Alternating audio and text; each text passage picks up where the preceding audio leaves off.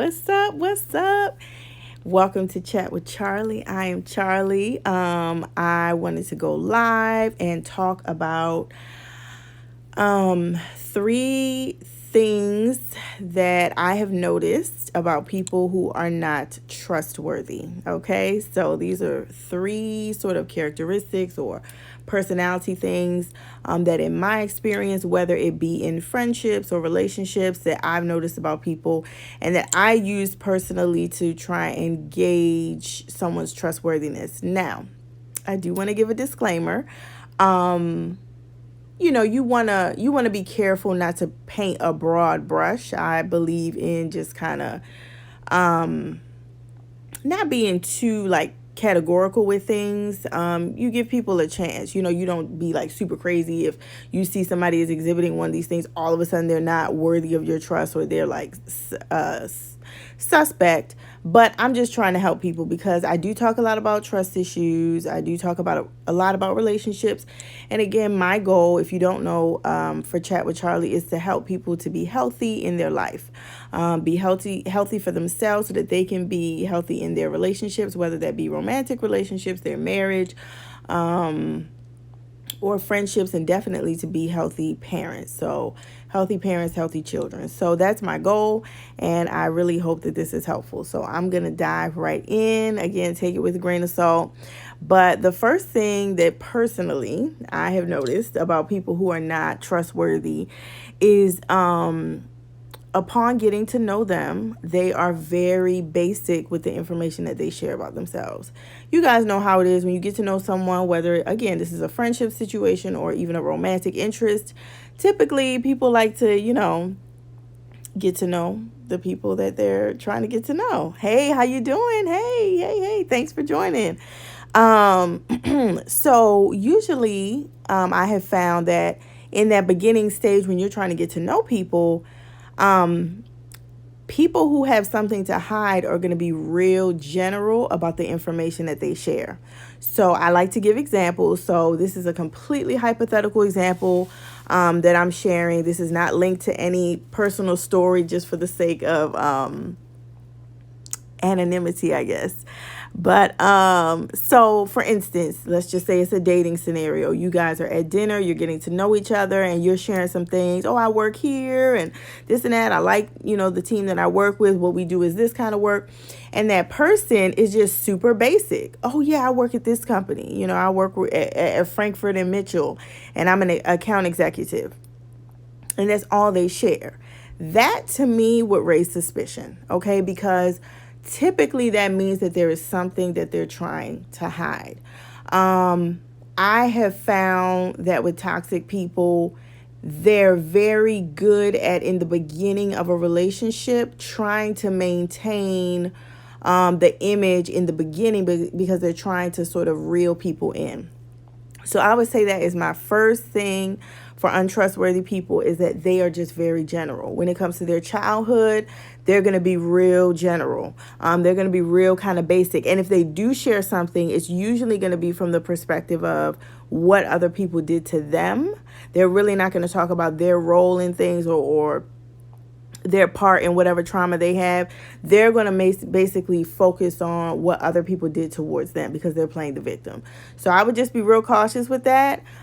Paying attention when you're getting to know people, how open they are. Again, it's not to say that like somebody needs to come out the first time that you're, chopping it up with them and getting to know them, that they're going to come out and be like, oh yeah, when I was 5, I was locked in a room and this happened. No, like it's not to say that, but it's just to say, keep an eye out for people that just don't seem as open to share. It could be a sign that they're trying to hide something.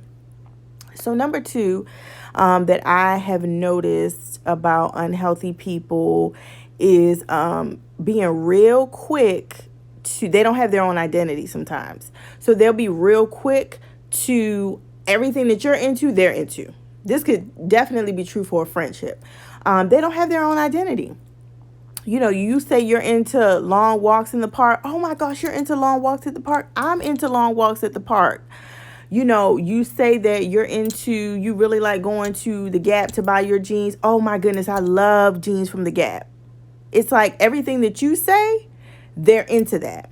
And again, like I said, with toxic people in the beginning of a relationship, they're trying to preserve. Okay. And it's going to tie into the third thing that I'm going to talk about, why they're trying to preserve. So I would just, sometimes people can be doing that because they are insecure about who they are. But see, again, that's a problem, right? You need to be able to stand on your own. You need to have your own identity. You need to have your own things that you're into. I just would be real leery around someone that doesn't have independent things that they're into, independent things that they're bringing to the table. Everything that you're into, they're into. That's just not a sign of being healthy, because even if they are insecure, it's like it's going to be hard to have a relationship with someone that's insecure, because it's like they don't know who they are. So just be real careful with that type of stuff. It's just, to me, it's putting on a mask, and it's trying to make it so that people will like you. When you don't have your own identity, you're trying to take on another identity because you're trying to get people to like you. You're not confident in who you are. So just be real suspicious, because it could be that they're toxic because they're trying to deceive you. But sometimes toxic people are just toxic because they're unhealthy. They're not trying to be toxic. It's just that they're unhealthy. They're still in a process, like we all are, but they're toxic by virtue of innocence. Like they just don't know how to engage. They don't know how to stand on their own 2 feet. And that's what makes them toxic. Not all toxic people are toxic just because they're trying to be. And that's sort of that's another thing that I can get into later. But that's number 2. People who don't have their own identity. They don't know how to stand on their own 2 feet. And they try and put on a certain perspective because they think that's going to impress. That's dangerous. And lastly, I would say what I've learned in people who are not really trustworthy is going to be people who are too eager to help. Now, I know this might sound crazy, but I'm saying people who are too eager to help.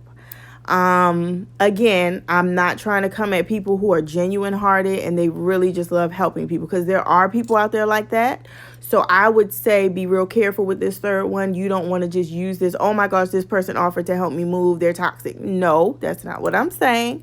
But what I am saying is, trying to help you is, believe it or not, hey, how you doing? Thanks for joining. Trying to help you is, believe it or not, one way that toxic people will try and get you into a pattern of, I did something for you, so now you need to do something for me.